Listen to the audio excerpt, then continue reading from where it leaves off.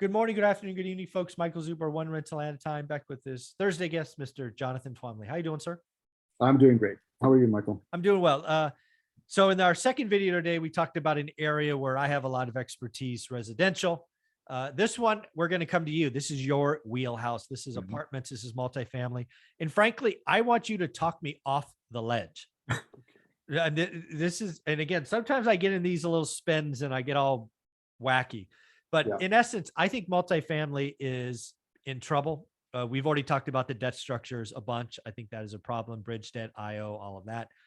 But now I'm actually concerned about rents, right? In my investing career, rents have been flat and gone up. They have not gone down. But I think there are some cities across the country where in 2 or 3 years, we actually might see negative rent growth, which I don't recall ever seeing in a syndication or a business model out there. So I think multifamily has a lot of headwinds, and lots of people are too rosy on that sector. So please talk me off the ledge. Okay, well, so here is a couple of counterpoints to that. Now, I would agree with you on the first thing that you said, which is that there are deal structures out there that are really weak, and meaning that they're very aggressive in their pricing, right? They're very aggressive in what they paid for properties, and in order to get there, they have used financial engineering to hit the returns that they need to hit. So that usually means adding on interest-only debt, putting in preferred equity, under that, and then by the time you get to your LPs, you have all these mouths to feed ahead of it. If everything works out well, the LPs get a good return, but if it doesn't, they're the ones who are going to get wiped out first. And things are, in those scenarios, if nothing major happens with the economy during your hold period, you'll come out okay. The problem is, if something does go sideways, you're, up the creek, as they say, right? So I agree that there is a lot of that out there for sure, especially in the syndication world. And that being said, however, that's different from saying that the sector is in trouble. I don't think that the sector is in trouble. I think that the sector is pretty strong, actually, because in terms of the supply demand for rentals, right? Not necessarily for the, I don't think it's the greatest investing environment for investors because cap rates are so low, and because and therefore it means that investments are riskier if anything happens. So, but in terms of the supply demand dynamics, they continue to be strong. And as long as the economy is strong, they will continue to be strong. I mean, jobs equal rent, right? I mean, it's sort of just a really simple calculation. The more people who are working and the more money they're making, the better it is if you're renting property, right? So totally agree. That continues to be the case. Now, I think what you are concerned about, and I think there's some legitimate concern here, that certain markets may get overbuilt, right? There is a tendency in the development world, and the bankers are also to blame here, that there's a lot of herd mentality that happens in development, right? Because everybody's looking at the same data. The data looks good. It's easy to get a loan when the data is good. So everybody winds up building in the same place because that's where they can get money to build. And you see this happening in pretty much every real estate cycle, where builders will build until they will build past the point where there's demand. They'll build past, And because if you think about it, like if you're building 100 units, like your assumption is, well, I can fill 100 units because look, we've got all this population growth or whatever. And that's probably a safe assumption. But the problem is when there's 400 other people building 100 units at the same time in the same area, and suddenly you've got 4,000 units coming online, somebody is going to get hurt, right? Or maybe everybody's going to get hurt if the pain is distributed equally, right?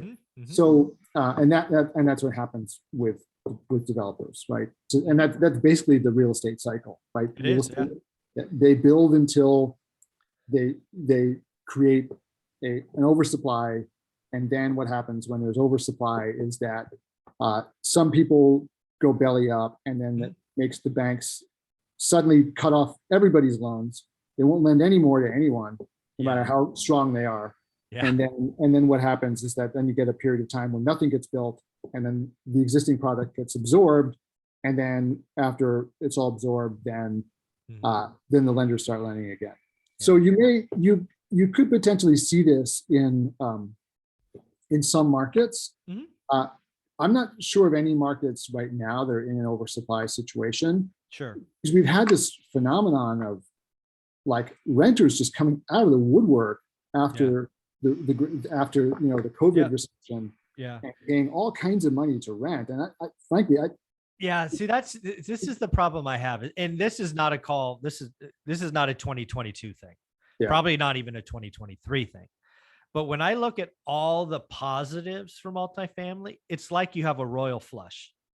Best employment picture ever, right? Yeah. Or I talked about unemployment going to 3.1 or 3.2% potentially.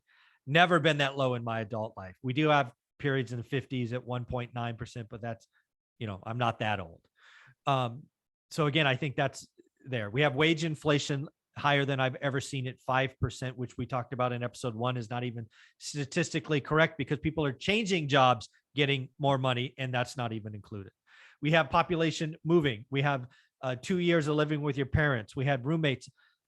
We have low cost of capital. Again, I think you have a royal flush for multifamily right now, and the odds say you're not going to have a royal flush in 2 years. Even if you have a full house, it's still not a royal flush. I mean, I agree with all of that, but I think it's most likely going to be limited to those submarkets where the bulk of the construction has been. Okay.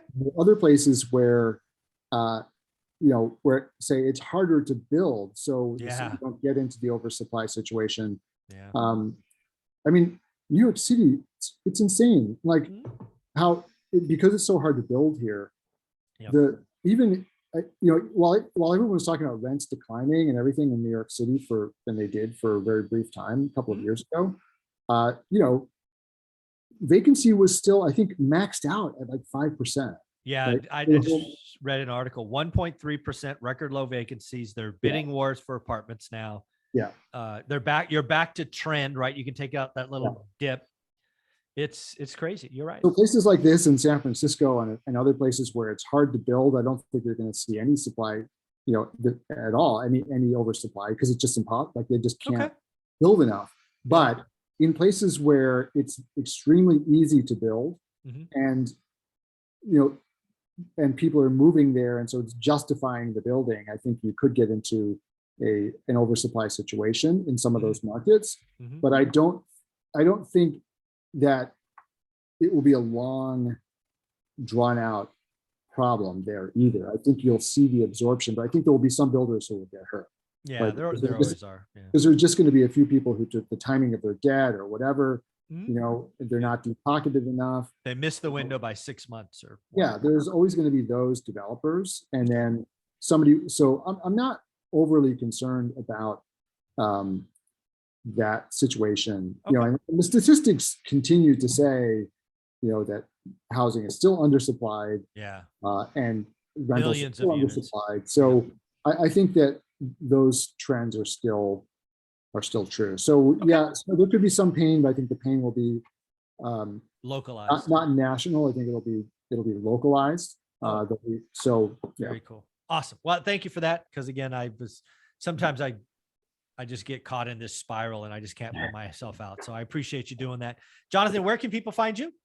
Yeah, absolutely. So come join me in my free Facebook group, Multifamily Investment Community on Facebook, obviously. And then you can also join my mailing list and get a free download if you go to multifamilylaunchpad.org.